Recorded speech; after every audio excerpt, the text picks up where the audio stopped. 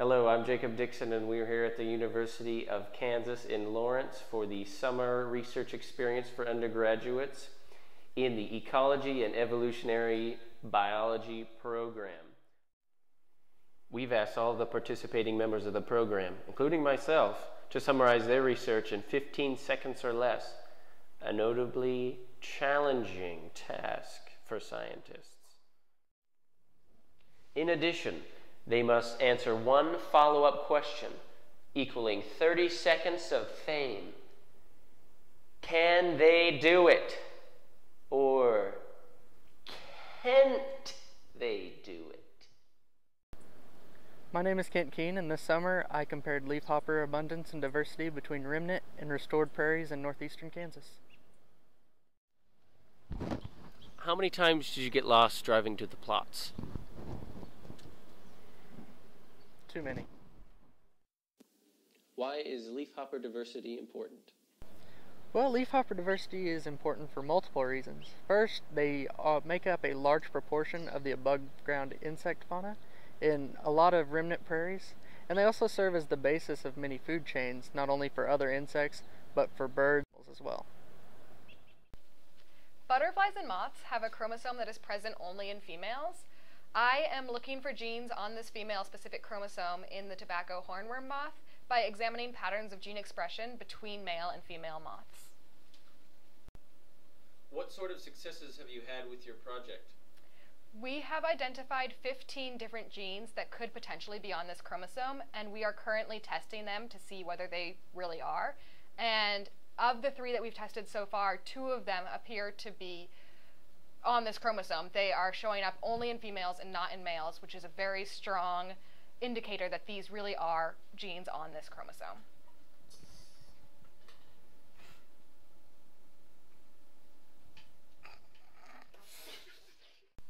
I'm Jacob Dixon, and I'm doing taxonomic work as well as species distribution modeling for the aquatic water beetle Troposternus in northeast South America.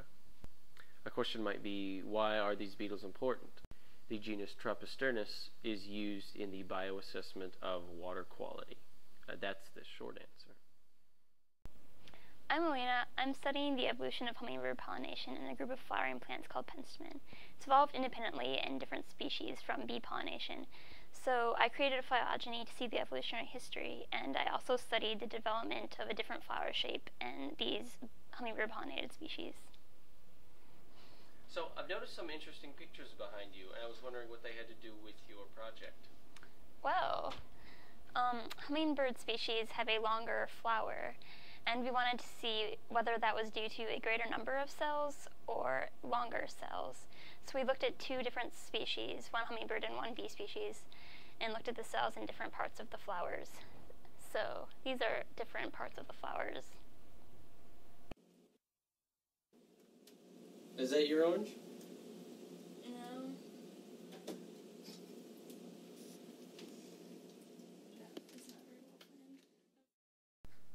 Hi, I'm Luann Hale. I go to Haskell Indian Nations University. I work in the Drosophila lab where I'm comparing 2 species, Ostrosaltans and Neocordata, and comparing their different senses and how they're used in mating. What are the different sensory modalities of fly mating? Well, the different senses used are taste, smell, touch, and vision, along with the audible song. But what I'm testing is the vision, the smell, and the taste. Hi, my name is Sadie Rhodes. I'm working with an invasive species of fruit flies called Zaprionus indus. From Africa. I am trying to figure out why females do this shaking behavior after copulating with males. So why do the females have this shaking behavior after copulation? Presumably the females are shaking after copulation with a male because they're not wanting to recopulate again when approached by another male. My name is Timothy Ortiz Jr. and I am monitoring the inflow and outflow of constructed wetlands. I am seeing how much constructed wetlands can clean up sediment and nutrients from agricultural runoff. How do wetlands clean up sediment and nutrients? Wetlands, the sediment can get trapped in the soil, and the nutrients like phosphorus and nitrogen will get absorbed by any vegetation in the wetlands.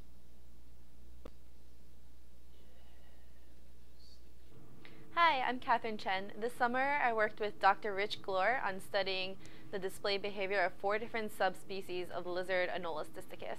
What we found was that each subspecies performs a different stereotype behavior, and that males also change their behaviors when there are females present. What is the significance of these subspecies having different display behaviors? Well, display behaviors are important for species recognition and mate selection. So if we see that different subspecies are performing different stereotype behaviors, then that can contribute to further sexual isolation and speciation.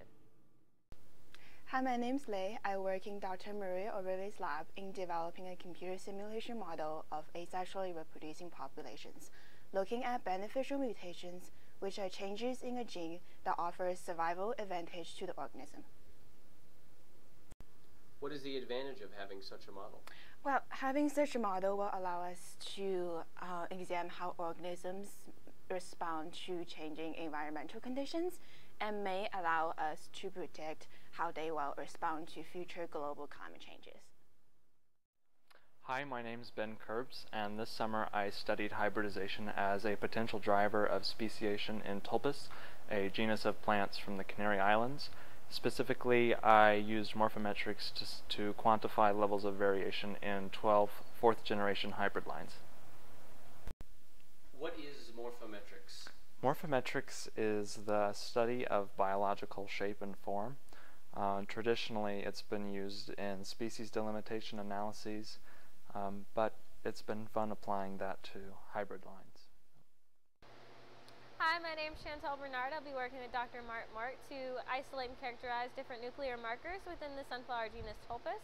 These markers can be used in the ongoing studies here at KU on Tulpis, and also in future studies of genetic diversity and conservation. What are some challenges you faced with your project? A lot of variables go into correctly doing PCR, so I messed up a few times and got no results at all. I'm Jamie Long from Haskell. In my research, I found that the groundwater temperature at a Kansas research site was about 0.6 degrees colder in 2012 than in 2005, although the air and the ground temperature was significantly warmer in 2012 than it was in 2005. What are the implications of cooling groundwater? Well, if the groundwater is colder, then the streams that it feeds will be colder, therefore making it an energy sink and potentially negative feedback for global warming.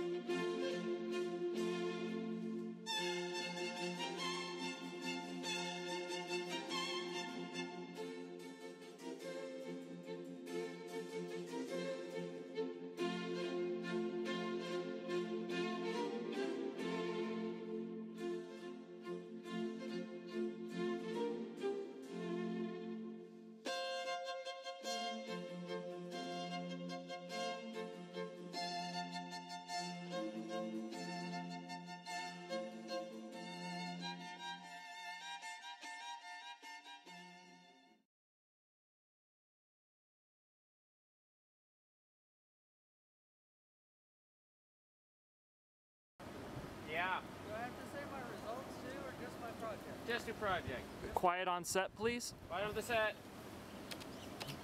Testing, 1, 2, 3, testing. And I'm supposed to keep talking, even though I don't have anything to talk about. Species